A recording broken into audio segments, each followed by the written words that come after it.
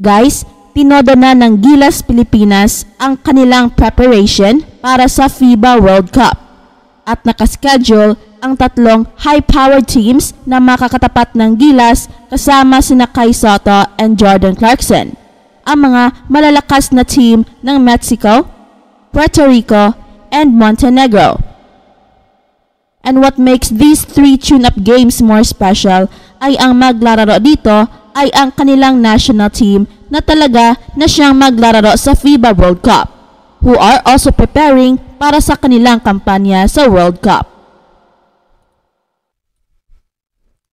Napakagandang mga tune-up games ito para sa Gilas dahil dito masimulate ng Gilas ang mga laro sa mga makakalaban natin ng mga powerhouse teams ng Angola, Dominican Republic, and Italy.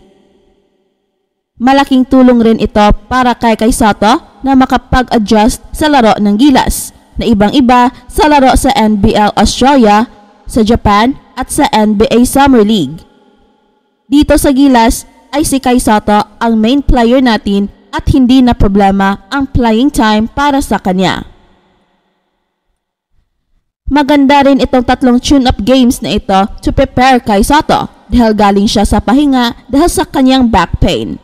At siguradong ito ang kanyang time upang makabawi bago ang FIBA World Cup, upang sa pagdating ng World Cup ay mataas na ang confidence niya. Ito ang kagandahan ng mga tune-up games, especially kay Kai Sotto, more than the other players dahil si Kai Sotto ang merong kailangan ng mga tune-up upang makuha niyang muli ang kanyang laro at maibalik ang kanyang kumpiyansa.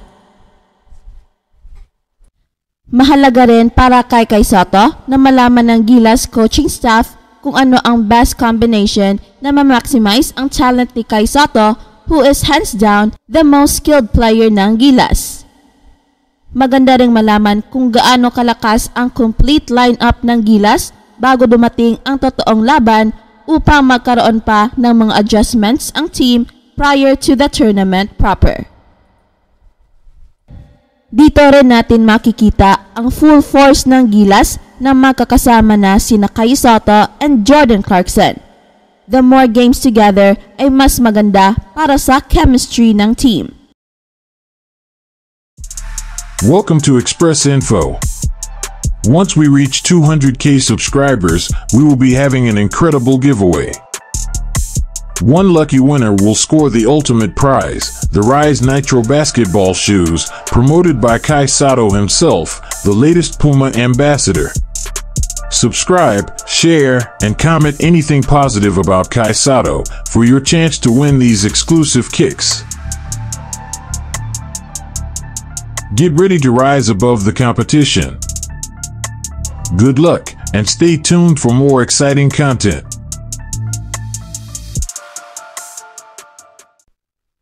Samantala, ang 4-time NBA All-Star ay umalis ng NBA para maglaro sa Europe. Ang NBA career ni Kemba Walker ay nagtapos na. Itinuturing siyang matibay para sa Charlotte Hornets, pero mabilis na nabawasan ang kanyang kakayahan sa basketball court dahil sa sunod-sunod na problema sa kanyang tuhod. At dahil dito, dadalhin ni Kemba Walker ang kanyang talento sa France kung saan siya ay maglalaro para sa Monaco sa LNB Pro A. Lumisan si Walker mula sa Charlotte Hornets bilang bahagi ng double sign and trade that saw Boston send Terry Rozier in the opposite direction. Simula nang lumipat sa Boston Celtics, nagkaroon ng aberya sa career ni Walker. Karamihan ay dulot ng kanyang problema sa tuhod na tila walang signs of improving. Hindi rin nagtagal sa New York Knicks and Dallas Mavericks ang paglalaro ni Walker at hindi ito naging sapat upang manatili siya sa NBA. Sa isang kamakailang panayam kay Jared Weiss ng The Athletic, binanggit ni Walker kung paano niya nais ituloy ang kanyang karera sa paglalaro. I love basketball. I'm not ready to stop playing yet. Wherever the wind takes me. Yan ang sabi ni Walker.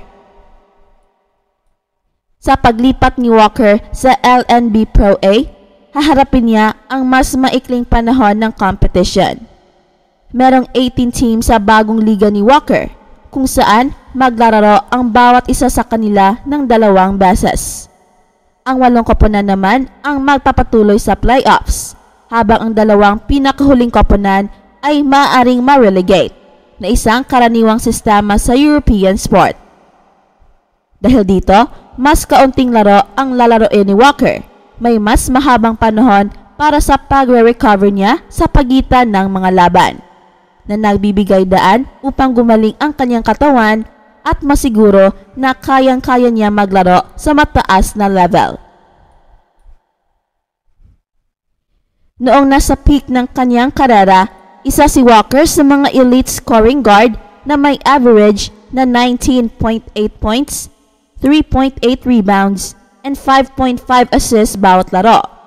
May 45.2 shooting percentage mula sa field and 35.7% mula sa 3-point sa loob ng 8 season kasama ang Hornets. Pero hindi na ito ang maituturing na version ni Walker ngayon na makakalaro sa Monaco. Gayunpaman, malaki ang agwat ng talento sa pagitan ng LNB Pro A and NBA. Kaya malamang na magiging isang sikat at matagumpay na player pa rin ang dating all-star guard sa kanyang division. Wala nang interest sa NBA para kay Walker, kaya't ang paglipat sa ibang bansa ay isang logical na decision. Gusto ni Walker na tapusin ang kanyang karera sa kanyang mga kondisyon, at mabuting paraan na gawin ito ay ang paglaro sa isang world-renowned city na may masarap na pagkain at magagandang tanawin while playing the game that you love. Since no NBA teams showed interest in Walker, it is reasonable and understandable for him to make the decision to play overseas. Walker desires to conclude his career on his own terms, and there are few better options than playing in a globally renowned city with excellent cuisine and captivating attractions while pursuing the game he loves. May pagkakataon si Walker na maging dominante sa France, at dahil sa kanyang reputation bilang isang mahusay na kakampi, karapat-dapat siyang magkaroon muli ng pagkakataon na maging the man again sa loob ng court. Given his reputation as an exceptional teammate and individual, Walker has the opportunity to excel in France, and he rightfully deserves the chance to be a star player once more. That's it for now, guys. Pero bago kami magtatapos, ay huwag kalimutan na huwag magpahuli sa mga pinakabago mga kwento at balita ng kasiyahan at tagumpay. Bahala na ang mga marites dyan. Basta kami ay handang maghatid ng tunay na inspirasyon sa mundo ng sports.